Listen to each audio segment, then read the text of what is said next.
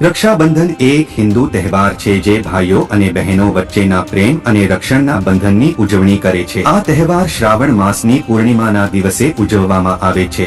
આ દિવસે બહેનો તેમના ભાઈઓના કાંડા પર રક્ષાસૂત્ર બાંધે છે। બદલામાં ભાઈઓ તેમની બહેનોને ભેટો આપે છે અને તેમનું રક્ષણ કરવાનું વચન આપે છે। આ વખતે રક્ષાબંધન 19 ઓગસ્ટ સોમવારના રોજ ઉજવવામાં આવશે। આ દિવસે શ્રાવણ મહિનાનો સોમવાર પણ આવી રહ્યો છે। રક્ષાબંધન પર ભાઈના કાંડા પર રાખડી બાંધતા પહેલા માતા લક્ષ્મી અને ભગવાન ગણેશની પૂજા અવશ્ય કરો।